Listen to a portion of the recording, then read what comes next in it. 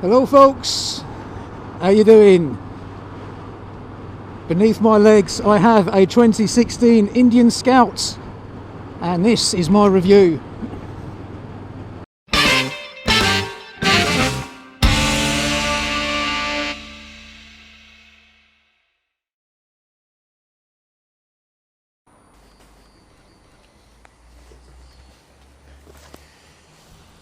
Right, so here's the 2016 Indian Scout. Pretty much exactly the same as the 2015 model. The only real difference is the addition of the wildfire red colour and these wheels, which as you see, they are the same wheels. They've just got the accents of the metal on them this time, instead of just being all black. So let's see if it rides any different.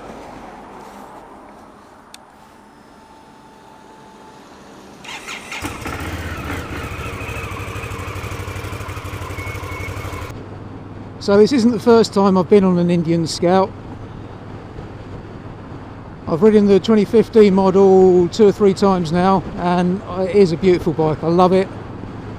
It's nippy, it's light, it handles like a dream. The only thing I'd add, possibly myself, is if I was doing a bit of distance, I might add a screen. At the moment I'm putting 50 miles an hour, and I'll be honest with you, the wind resistance is negligible. It's hitting me in the chest. I'm not getting any buffeting. It feels quite nice. It's when you open it up a little bit more than 50, which I'll be doing in a moment, that's when you need the screen, because you start holding on for dear life.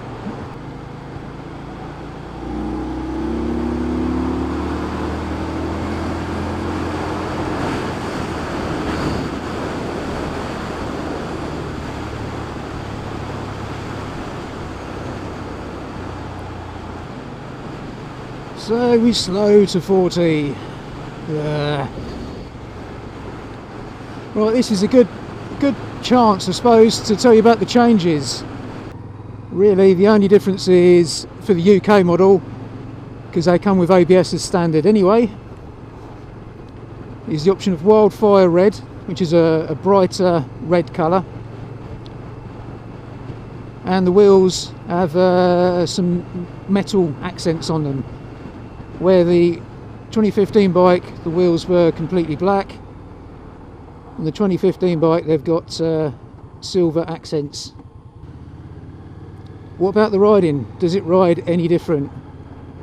Well, not really. But what if you haven't ridden a 2015 Scout? Well, okay, let's go back to basics. The Indian Scout is a 1100 odd cc V-twin, liquid cooled, produces around about 100 horsepower, and it does pick up very quickly. It's not like a traditional cruiser where all the grunt is low down. You have got low down grunt, but this engine really likes to rev. It has 6 gears, but the 6th gear isn't an overdrive. Unlike the Victory models and the larger Indians, where you have a true overdrive in 6th gear on the Indian Scout is literally just another gear. So if you're used to riding a cruiser, the first thing that you notice when you get out on the highway, on a motorway, on an A road, is when you're pulling 6th, you're always going for another gear. You think it should be going up another one, but it's not there. So you have to get used to that. So the riding position, if you're not used to a cruiser, then it takes a little bit of getting used to. You know, the first thing that a lot of people do is they go to put their feet down and they realise there's no pegs there. put your feet forward, guys. What this does is when you're putting 70, 80 miles an hour, you do find your feet lifting off the pegs. So that also gets a bit of getting used to. Again, if you're used to cruisers, you're used to all that. The suspension is actually pretty hard, even for a cruiser. The rear shock is very stiff, and there's not a lot of travel in it, but that makes the bike extremely planted. You know, you can weave this bike around, and it just wants to go in the direction you point it. That's despite a fairly long wheelbase. Now the sound from the standard exhaust, well, listen, isn't fantastic. It's okay, it's polite, it's got a nice little thud to it. It's you know, it just pops along.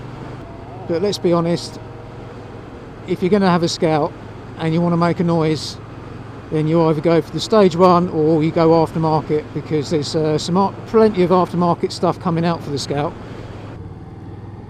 And with the chunky front end, with that big fat front wheel and a relatively skinny rear, it means the handling is it's very predictable. You can feel what it's going to do. It does want to turn very quickly, because it's such a well balanced bike. All the way it's really low down.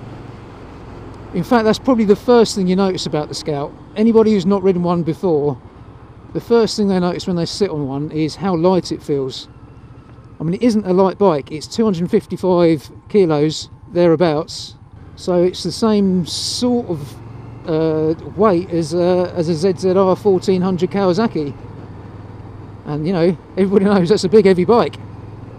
But the Scout feels more like a 400. So let's talk about the plus points of the Scout.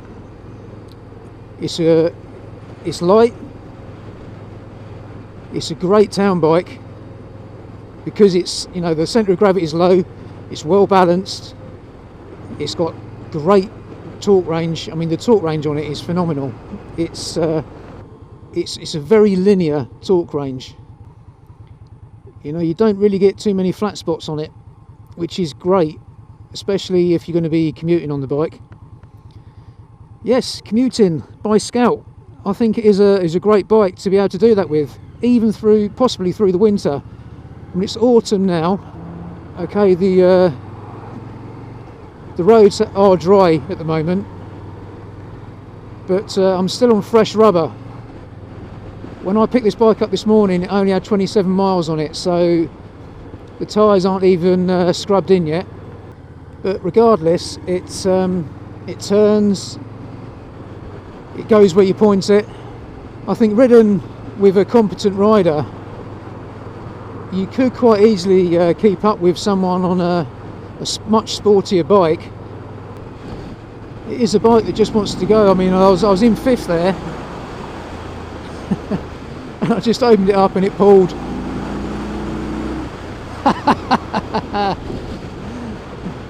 Other positives, I mean, look at it, it's a beautiful bike. Most bikes will split opinions at some point. You know, arguably the Ducati 916 is one of the most beautiful bikes in the world, but my wife hates it. She says it's just a plastic jelly mould, which, yeah, I suppose to many it is. So other little features it's got: self-cancelling indicators, which is always a handy feature, gear position indicator. Then you've got this little information bar that shows you RPM, engine temperature, your miles, your odometer, trip miles, and then back to RPM. So it's a very basic but functional dash. Gives you all the information you really need, and it doesn't clutter it up too much. It's quite nice, it's classy. The mirrors, yeah, the mirrors aren't bad. If you're a bit taller than I am, you might end up with bent elbows, which means you might end up just seeing nothing but elbows. So you might need some mirror extenders. I mean, Motorcycle News said this was the cruiser of 2015, but yeah, it's a cruiser style, but I'd say it's closer to a retro style bike with modern tech than it is a cruiser. Sure, your feet are out front, and it's a low down slung position like a cruiser, but the way everything's put together, the way you've got a mixture of modern tech and classic looks, and indeed the way that engine performs and the bike in general, how dynamic it is, I'd say it's much more firmly in the retro market than it is the cruiser market. So it's a fantastic motorcycle, but who's it for? Right, well, I would suggest that if you're a young chap wanting to get into cruisers, then I think it's a brilliant bike. It's the bike for you. It looks cool, it's got heritage, but it's also got street appeal. You know, it's a cool bike. It's got much more power than you know, smaller cruisers such as the VN 900, the XV 950, the VL 800. It's lighter, it handles better, it's better put together. Everything about it is so much better. Sure, it's quite a bit more expensive than those, but you get what you pay for. If you're a chap who's looking to get into retro bikes, then this could be the bike for you. I mean, what motorcycle company has more heritage than the Indian? The Indian Scout is one of the oldest names in motorcycling. It goes all the way back to the 1920s.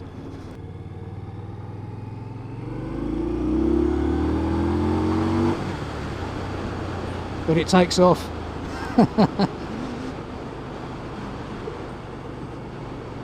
You can't do that on a Bonnie. So what about the Scrambler? How does it stack up against the Ducati Scrambler? Well, the Scrambler's a nice bike, but side by side, I guarantee you'll have more people looking at the Scout. So if you're a person who likes to show their bike off, then I really do think this is the bike for you. How does it stack up against the Sportster? Well, I'm sorry, but no comparison. I've ridden plenty of Sportsters, 883s, 1200s, 48s, and yes, it's a Harley Davidson, but that's about all you can really say about it. It's a Harley. Not bad bikes, but they're not brilliant either. This, however, it's an Indian. You know what, I don't think anything can match this in this class. Seriously, it's a phenomenal bike. The more you ride it, the more you like it. I'll tell you what, if Indian use this as the base for a whole new range, they're on to a winner. I mean, I can see them doing a cafe version of this would be awesome. I mean, a touring version would be great for people who don't want a big cruiser.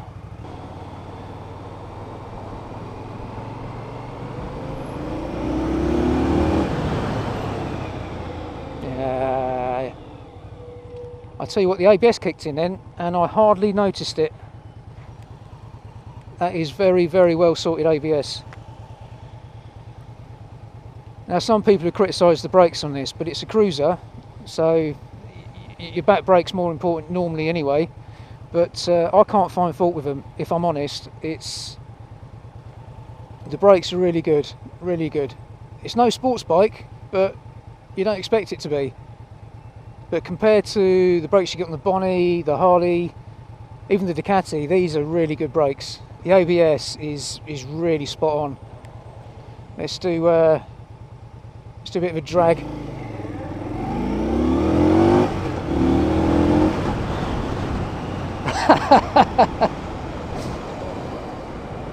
It's quick. So what's not to like? Well, if you're into sports bikes, then it's not for you. If you're into huge, big cruisers and want to stick with big cruisers, it's probably not for you, because I'll be honest, I do prefer my Indian Chief. I like the big, lazy power. But if I could have this as a second bike, would I? Definitely. In fact, I'd be tempted to have this as my main bike. Get rid of the Kawasaki and have this as my commuter. Stroke, I don't know, just general fun bike, because that's what it is. It's a fun bike that will commute, that will scratch. It's just a general joy to ride.